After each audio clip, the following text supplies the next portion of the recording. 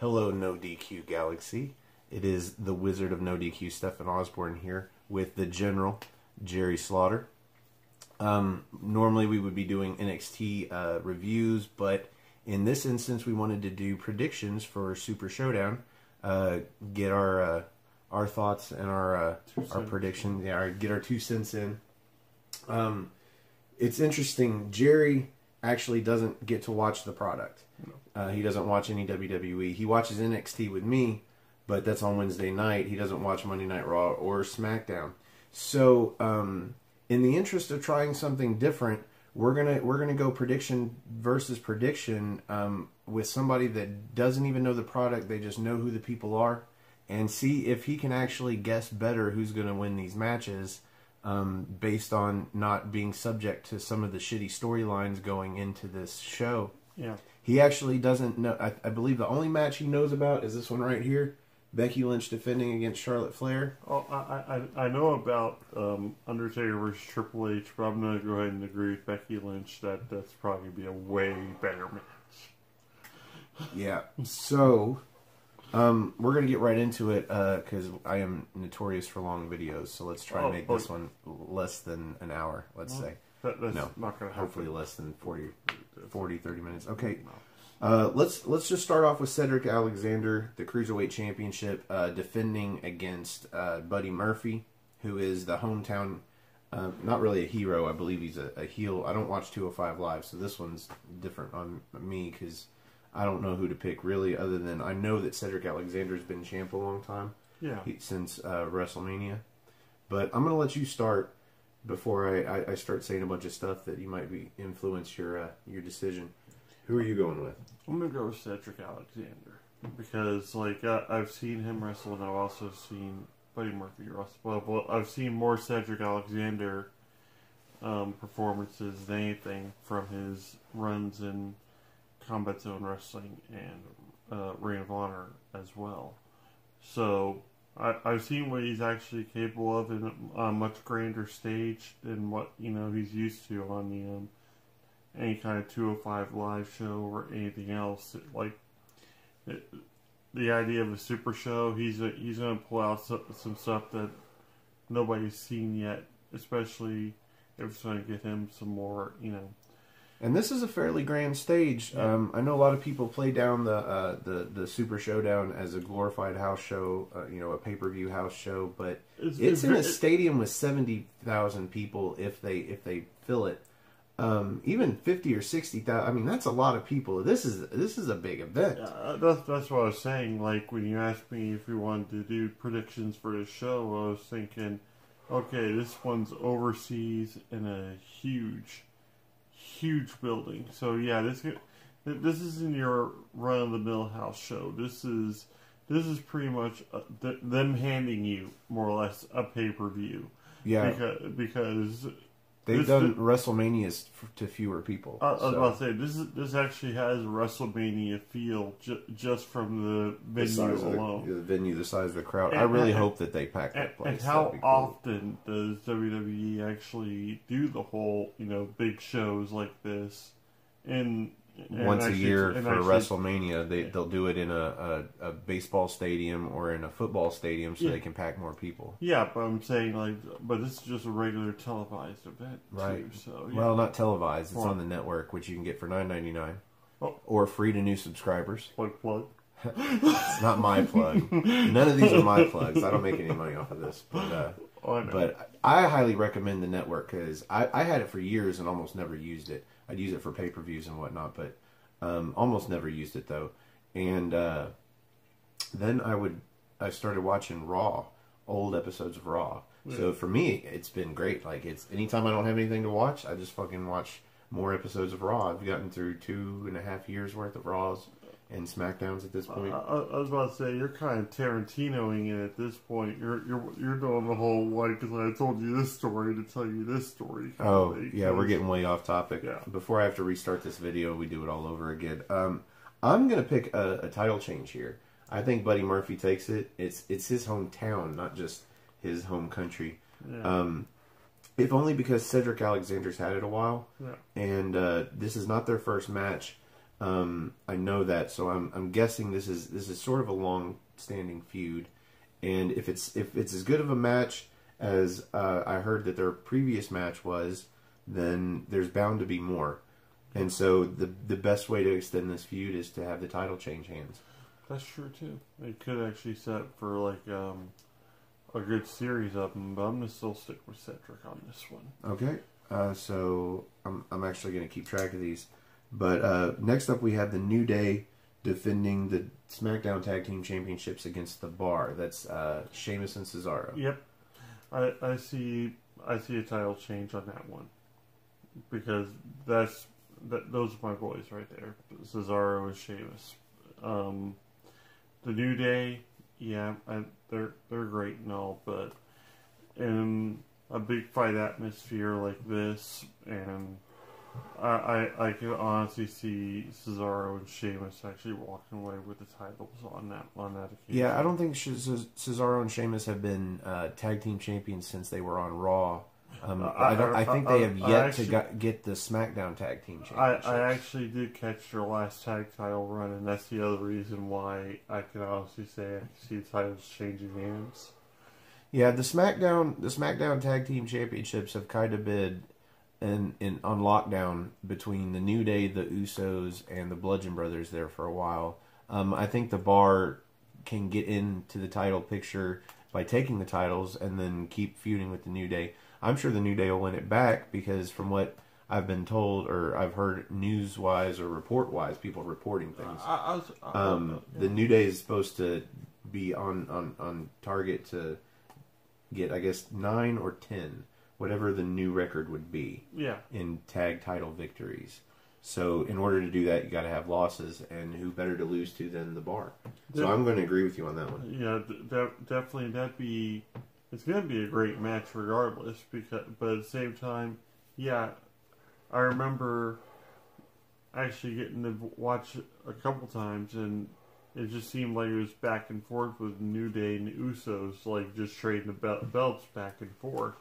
And I see how that would get stale after a while, but like, yeah, it's now the Bar is actually in the fold there.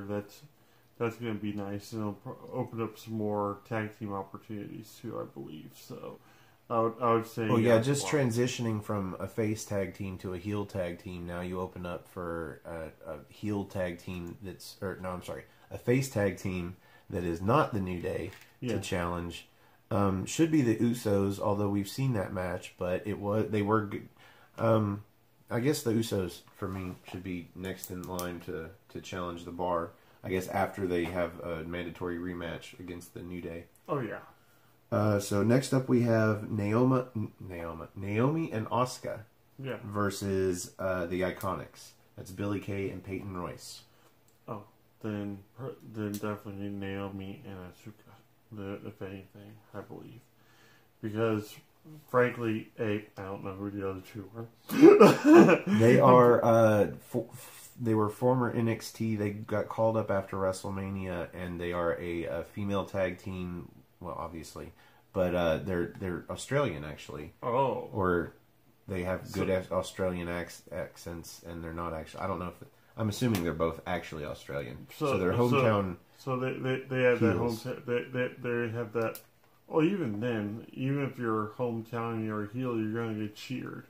I mean, think about Bret Hart back in the day too, with the new Hart Foundation and everything. Well, it depends on when. I've seen him get booed out of, recently watched him get booed out of certain Canadian venues too. Yeah, based on what he was doing, but for the most part though, if you're foreign and you actually go back to your homeland for like whether it be a title defense or anything else. The crowd's gonna, like, for the most part, roundly cheer you unless... I don't know. I just watched where the Bulldog had thrown that metal trash container in Vince's office and hit Stephanie and gave her a concussion. Oh, I remember and caused memory loss. Yeah. And then he came out to his home country crowd in Britain, and they booed him out of the building. I remember that one. So circumstances vary. In this case, they're probably going to get cheered. Because they're kind of beloved heels. Yeah. They're corny and they're they're kind of meh, you know. Yeah. But they're still kind of funny. I think they'll get cheered, but I think they're going to lose. Yeah, I agree with you. Asuka and Naomi over the Iconics. Next up, we have Bobby Lashley and John Cena in a tag team match against Kevin Owens and Elias.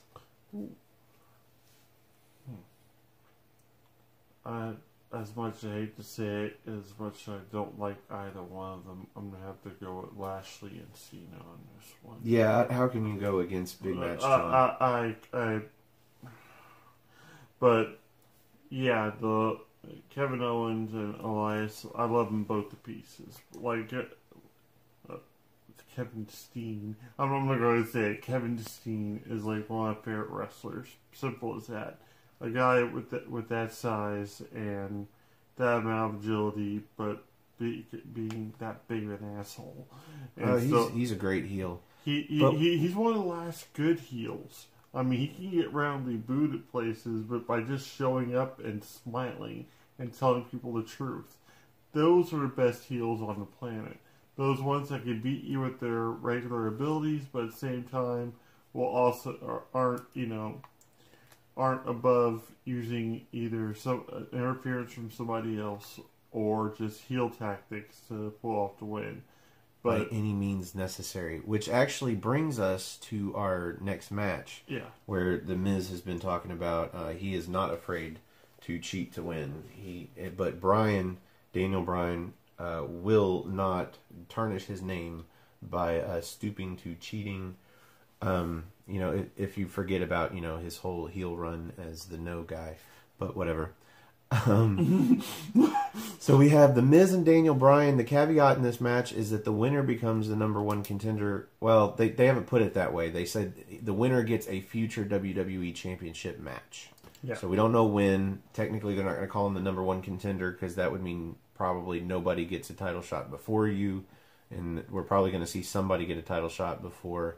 I'm going to keep letting you go first. I don't want to interfere with your non-knowledge. I definitely want to go with The Miz. Yeah, me too. He just wants it more, and this rivalry, that's been going on for quite some time, and it's one of those ones that just hasn't cooled off. I mean, it dates all the way back to the NXT or the pretty much the rookies days, and the original season of NXT. Yeah, and it dates all the way back to that, and it's one of those deals where The Miz has always seen himself as better, even though Daniel Bryan has been on the scene probably just as long, if not a little bit longer, than The Miz. Yeah, he's been on it longer. So, but The Miz makes a whole bunch of interesting points. The fact that he's never taken the time, he's never been injured.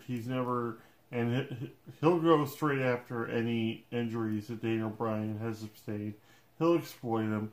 He will do anything it takes to win. But there's nothing that Daniel Bryan can exploit unless he injures The Miz during the match. Yeah, he'd have to either hit him pretty hard or incapacitate him in some way, shape, or form. Because A, this is in front of a huge capacity crowd. B, the Miz, like always, feels like he has to either show up or just, be better than anybody else that he's in the ring with, which is great because his WWE Championship run is still one of the best things I ever saw. Like, a lot of people gave it a bunch of crap, but his run was actually a lot longer than most other people's, and it was entertaining as hell. Yeah. It was must-see TV. It was must-see TV. You couldn't take your eyes off the screen when he was talking, even if it's just for the Intercontinental title or the World title, any belt that he had at that point, he made relevant because he was just roundly booed. And you don't really get that, and yeah, I see The Miz just walking away with this and just talking about it for the next year. The Miz's next time is due. Yeah, it's been past due, but he's not going anywhere. He never gets injured. It's time. If it's not now, it'll be soon, and if it's not soon, it'll be eventually. But I mean, if he goes away, it's just make another Marine movie, and then he's back and kicking ass again. Well, the Miz came in with nothing but just high hopes for himself and some physical ability. Yeah. And he went from nothing. He went from 1% of a complete wrestler to becoming a complete wrestler to gradually and consistently getting better as a complete wrestler. Yeah. And I've never seen a year go by that the Miz doesn't get better at something, and sometimes considerably. I remember back when he was with John Morrison, and there was just at one point I was watching a tag match that they had, and I'm thinking to myself, when did the Miz become a good wrestler? Because I'm watching him wrestle, and I'm like he's actually holding his own with John Morrison, and they're playing off each other and the tag team that they're wrestling, and and from that point on, I've been a Miz fan, because even though he was a heel at that point, I was just impressed by the fact that you had to respect him. I mean, he's quite possibly one of the best students of the game. Yeah, that's true. He started off when I was watching him do OVW house shows here in our town, Elizabethtown, Kentucky. He was just impressing the crap out of me just then too, because anytime I went there month by month, he would actually he'd add either a new move to his repertoire, or he'd be sharper on the microphone, or because at that point Paul Heyman, I think, was also doing the booking too. So chances are he was learning a lot from him at that point. But at the same time, if you're going to learn how to be good on the mic, you're going to do it from Paul Heyman. Oh, absolutely. If you're going to learn how to cut a promo, it's like back in the day in Smoky Mountains and whatnot, it was Bullet Bob Armstrong. These days, if you're going to cut a good promo, chances are it's Heyman. So, well, for me with this match, it's a win-win situation. I'm going to be happy if Daniel Bryan wins. I'm going to be happy if The Miz wins. The question here is, what is the ultimate payoff? And is the ultimate payoff going to be the end of this feud at Super Showdown, where Daniel Bryan wins and then goes on to face the champ? I don't like that as a payoff. No. I don't like that as the end of anything. I don't like it as a means to continue Daniel Bryan versus The Miz in the short term, though, because I do not want to see another match between the two of them, not at the Crown Jewel, not at the Survivor Series. I don't want to see them face each other again until WrestleMania. And what you do here is you give The Miz the win, and he faces AJ Styles at the Royal Rumble. That way, AJ Styles can beat CM Punk's record, and then The Miz takes the title at the Royal Rumble, and then Daniel Bryan wins the Royal Rumble, because people have been waiting to see Daniel Bryan win the Royal Rumble. Mm-hmm. Daniel Bryan throws Roman Reigns over the top rope as the final two, or somehow gets him over the top rope, and Daniel Bryan wins the Royal Rumble. He challenges The Miz. It's Daniel Bryan versus The Miz for the WWE Championship at WrestleMania.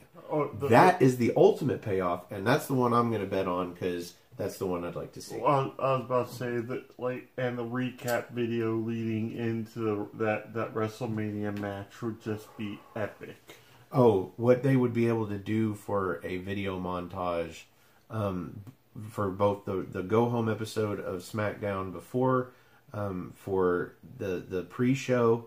I mean, it would be amazing. They got so much to work with. The Smack Talk. The Talking Smack? Yeah, the Talking Smack, yes. Well, they've done that one to death recently, but it's always worth watching again. The Miz is amazing at that. It doesn't get old. That actually ranks for me above the initial CM Punk pipe bomb at this point, because it just had more of a genuine feel to it. Granted, Punk got handed him a live mic and got told to air his grievances, but at the same time, The Miz, you've seen him, he's had that chip on his shoulder this entire time, and finally got to let loose, and it was awesome. Yes. Well, my long-term prediction there actually leads us into the next match, which is going to be AJ Styles, the WWE Champion, defending against Samoa Joe in a no DQ, no count out. There must be a winner. That's how they're pegging this. There must be a winner. Yeah. I'm going with AJ Styles, because I want to see AJ drop it at Royal Rumble to The Miz, and The Miz versus Daniel Bryan at WrestleMania. Who are you going to go with? I'm definitely going to go with Styles on this one, but it's for a complete... Like, pretty much, I've seen these two wrestle countless matches. Most of it in Impact Wrestling. And you could say it TNA. Or, it was TNA back then. It was TNA back in the day, yeah. But I've seen them wrestle so many times before, and each time it seems like they got better and better in the ring naturally. And it's almost like Dolly and Kenny. You know, they're just that match together. And but with AJ Styles versus Mojo, it's one of those situations where AJ's going to have to pull out the stops to win this match. It's not going to be like a straight up in the ring match and that's just Samoa Joe's almost unstoppable, especially when it comes to any kind of chance for him to get gold and get paid more. So especially in a no disqualification match. Like a no disqualification match, he won't have to stop. AJ won't have to stop. It's gonna be that's gonna be the match that probably steals the show. Is I think gonna be the AJ Styles for Samoa Joe match. I don't know. I don't know about calling AJ Styles matches to steal the show anymore, because I've been doing that for so many pay-per-views now, and he has ceased to steal the show on most of them. Yeah, but that's also with the power of talent that you also have too, and the fact that these two have wrestled so many times together. But I'm thinking that's going to be the case here. I think, if anything, it may be the show stealer is what it's going to be. So we're both going with AJ. We've got a lot. I think the only match that we disagree on so far is the Cruiserweight Championship match. So this is going to be interesting. Next up, we have Becky Lynch, the SmackDown Women's Champion, defending against Charlotte Flair. Yep. As we've got picked up here. The good poster. Yeah, the good poster. The one that we all deserve. Yes. I'm going... Well, no. Who are you going with? I'm going to go with Becky Lynch. Yeah, me too. I can't help it. Granted, I'm on board with Charlotte and everything, but Becky is like white hot, it looks like right now. And she's just now getting into this whole heel persona and everything. And Stone Cold Becky Lynch. Yes. And they need to add a glass bottle shattering at the beginning of her music, and then throw in and then have a metal band, an Irish metal band, do a version of her theme song. Oh, that would be pretty awesome. That's what we need. But yeah, at this point, to have her drop the belt to Charlotte would be stupid. But also the fact that I just like Becky more as a wrestler. I mean, granted, Charlotte's got the lineage and everything, but right now Becky's got like a whole other arsenal she's no doubt going to release. Plus, she's also got the advantages, I call it, of being the heel going into this match. So she wants it more. She's got a lot more to prove than Charlotte does. So I see Becky Lynch pulling off the victory on this one. Well, my long-term prediction on this match, it influences my pick on the match, but I'm seeing Charlotte's going to have to wrap up any of her long-standing feuds, especially championship feuds on SmackDown, by January. Because in January, I see Charlotte winning the Royal Rumble, the Women's Royal Rumble. That's how you get her in a match with Ronda Rousey at WrestleMania. Yeah. She challenges Rousey for the Raw Women's Championship. That would be a pretty great transition there. So, but I've heard people say that it's going to be a fucky finish on this, where it's not going to be a pinfall or submission, or if it is, it's going to be because of some shenanigans, which would make sense. I see a third or a fourth or fifth match here at this point, but I see a follow-up match where Charlotte gets one more chance at the Women's Championship at Evolution. For the SmackDown brand, I think that's still the best match you're going to put on at Evolution is Becky Lynch versus Charlotte again. But in this case, I'm giving it to Lynch, and I'll give it to Lynch at Evolution as well if she does retain, because I see Charlotte going on to face Rousey after winning the Rumble. And I'm going to say this right now. Great use of the word shenanigans. Oh. You'll hear it a lot on Aaron and the A-Team videos because they try and keep it G-rated PG. They don't try and cuss. Yeah. I'll call it fuckery. But they'll call it shenanigans because it's the best word for it. But you have Becky Lynch, Fireland, and you got shenanigans. So it'd be great if it was shillelagh shenanigans. So speaking of Ronda Rousey, up next on our list we've got Rousey and the Bella Twins versus the Riot Squad: Ruby Riott, Liv Morgan, and Sarah Logan. And apparently Liv Morgan is going to be wrestling in this match. So hopefully her concussion was not as bad as it looked, because fuck, that looked brutal. Oh, I've actually seen videos of this, and yes. But sadly, I see Rousey and the Bella Twins walking away with the victory. Now, some people are suggesting that Brie Bella is going to take the fall here. The Riot Squad is going to win, and Brie's going to take the fall as punishment. But I don't see that happening. They wouldn't do that. They wouldn't do that because it would look like public punishment. Although people have gone both ways on this in support of Brie and support of Liv. Some say that Brie was all in the wrong. Some say that Liv leaned into the kick. She was out of position for the kicks. All I know is that watching the video back, Brie Bella is not looking at Liv Morgan. She is looking at the crowd. She is looking for her pop. And she is not in the right when she does that. No. Because she should have stopped at the first kick to the face. Because she should have been watching what she was doing and seen that she kicked Liv Morgan in the face and that she was falling unconsciously toward the ground when she caught the second kick. Yes. So, in that vein, I am putting 100% of the blame on Brie Bella. Oh yeah, definitely. That's one of those situations where, especially with kicks these days in the business, because for a while they're not nearly. They're a lot more stiff now than they used to be, and there's not a lot of holding back on them. So. Well, those yes kicks are meant to be stiff. You want to hear a pop on the chest. That's why you always see the person taking the kick loading up their chest to absorb all of the impact. But Brie Bella should have been looking at what she was doing, and she should have stopped after the first kick.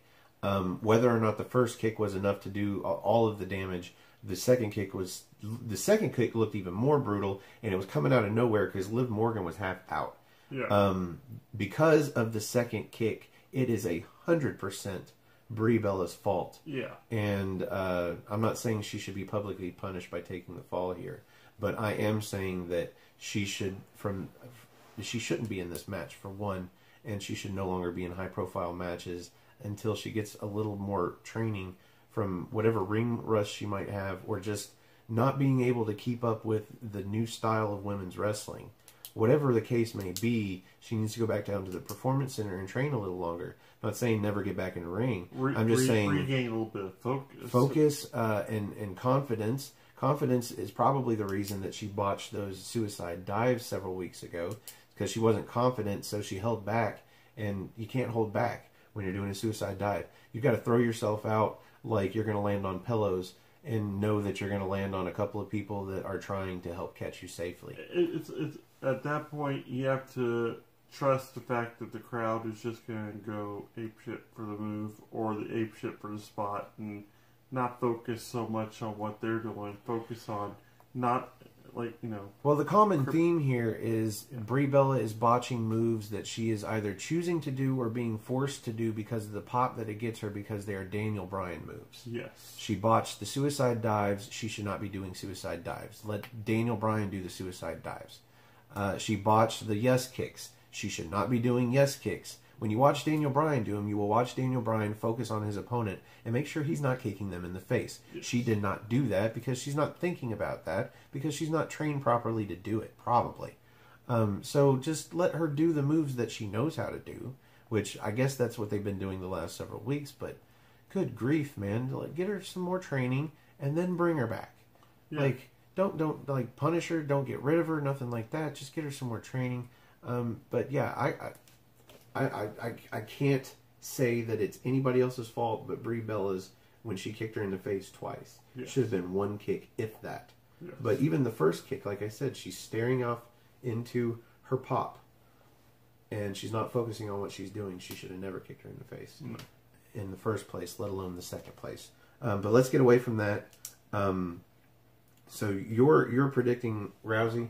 I still predict Rousey and the Bellas. If anything, like Brie won't get the pinfall, Rousey probably will, but at the same time, and that'll probably be just a shot to Brie Bella anyways. The fact that she won't. I'm agreeing with you that team is going to win, but I'm thinking Ronda Rousey's going to do all the work at the end, and then Nikki Bella's going to tag herself in and get the pinfall.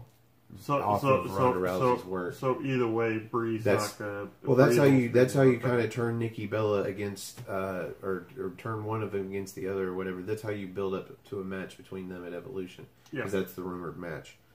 So that's my guess. But either way, we're both again in agreement, and we're going with Ronda Rousey and the Bella Twins over the Riot Squad. Up next, we've got another 6-person tag match. We've got the Shield. That's Roman Reigns, Seth Rollins, and Dean Ambrose versus the Dogs of War, who are comprised of Braun Strowman, Dolph Ziggler, and Drew McIntyre. Ooh. Glad I remembered all those names. Not that I should be able to forget them, but at the same time, it's 10 matches and we're almost to the end. So, who do you call here? I'm actually going to go with the Dogs of War on this one. Really? I think... Really? Yes, that's an interesting team up right there. And, yeah, I can actually see them pulling it off. Now, you know they're full-fledged heels, right? Oh, yes. Okay. Yes. Okay. And that's on a stage as big as they're going to be having right there, what better way to actually start everything off? And Ziggler, I swear to God, he's still the most underrated wrestler like that the WWE actually is in possession of. Like he's held to me in the same cornerstone as The Miz, just not as decorated at this point, which is horrible because he's been with the company a little bit longer, if not as long, back in the Spirit Squad as Nikki, and paying his dues as the caddy for Kerwin White, old Chavo Guerrero, at one point when Chavo was trying to be a white guy. Well, my thing about Dolph Ziggler, and I've said it before on some of my personal channel, my Aftermatch Wrestling channel videos. Yeah. Dolph Ziggler is kind of, overall, his character is stale in the unchangeable way. Yeah. His character has pretty much always been him trying to prove himself because he's not getting the reaction that he should get, and when he is, it's only short-lived, and then the crowd kind of dies down for him again. Well, I've noticed that about Ziggler throughout his career, too. They will change him from face to heel, like, at the drop of a hat. Well, he's always better as a heel. I mean, thus, heel Ziggler. I mean, that's his I believe that's his Twitter handle. Hashtag heel. That was his gimmick for the longest time. But the crowd always dies down on Ziggler, no matter what. I mean, he always seems like that's his gimmick, is that he feels like he's not appreciated enough and he's trying to prove himself, whether it's on the mic or in the ring. And what gets me about it is he always does impress. Yeah. But somehow, because he seems to always be complaining about his reaction never improves. And it only improves when he turns face, but it only lasts so long. Then they got to turn him heel again because he's always better as a heel. And it's a cycle with him. Well, also with this, though, you have Drew McIntyre, who's always been one of the favorites of mine. And he's just a great performer in general. And you have Braun Strowman. And so you have these two giants, more or less. And you have the Shield, who, they're a cohesive unit and everything. But at the same time, I see the Dogs actually pulling it off. I actually see... You're crazy, and this is going to be the first one since the first match that I'm going to disagree with you. Yep. There's no way that the Shield is losing here. It just... If anything's going to happen in this feud, it's not going to happen there. And thus, the Shield is going to win because they're the baby faces and Roman Reigns on their team. And I wouldn't be surprised if Roman Reigns friggin' pins Braun Strowman in the middle of the ring for the 1, 2, 3 at the end of the match. I'm going Shield. I don't want to invest more time in this match other than unless you want to discuss either Ziggler McIntyre, or why on earth WWE thought it was necessary to turn Braun Strowman heel. I say we move on to the final match. Absolutely. Which should be the main event of this show, but via certain sources, apparently it may not main event. It may be the 6-man tag match with the Shield and the Dogs of War. But anyway, we've got The Undertaker and Triple H, which is being billed as the last time ever / one-on-one in parentheses. Because we could see some tag team matches or something. Didn't we have the last time ever, and then Triple H? That was end of an era. End of an era. And it was in Hell in a Cell, so technically, as long as they don't do a one-on-one in Hell in a Cell, you can kind of. No, it's all garbage. It's all garbage, man. Like they feed you this bullshit. John Cena versus The Rock, once in a lifetime. Yeah. Well, turns out it was twice. Yeah. Oh, they upped the ante because The Rock had the WWE Championship, but fuck all that. Yeah. It's garbage when they try and feed you these lines that they know that they don't care to keep their promise. Yeah, is it like there's almost like no such thing as a wrestler retiring or leaving the company. Well, before we get into retirement promises that they never seem to keep, who are you going with here? I'm going to still go with The Undertaker. Oh, so here's another one. I don't think, as much as Triple H, wants it, and as much as he could easily put himself over in the match, he's not going to win this one. I think it's going to still be The Undertaker. I'm going with Triple H. I don't want The Undertaker to win. I think he should have stopped. After even after the streak was conquered, I think he should have stopped. So Brock Lesnar versus Undertaker at WrestleMania, what was it?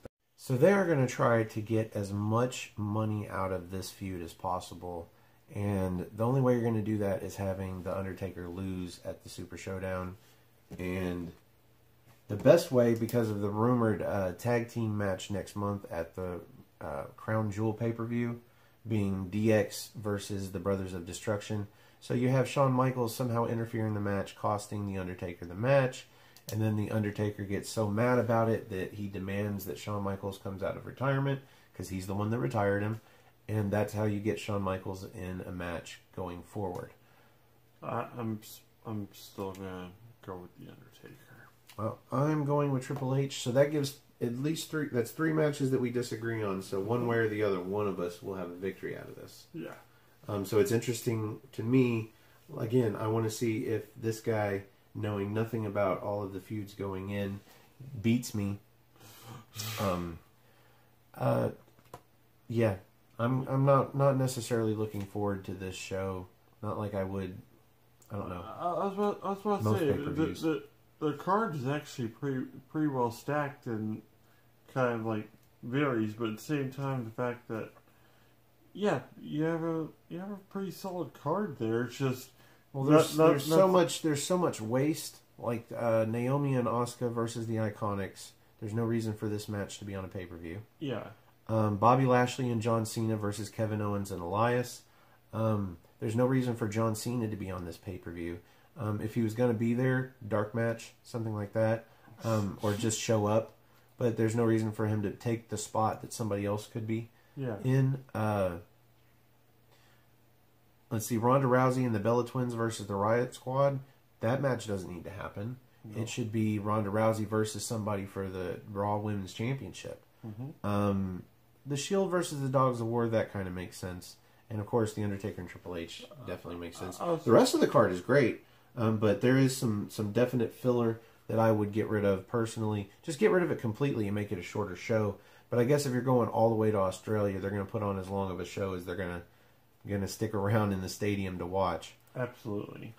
So, for Stefan, well, we got to do. Well, you have no plugs.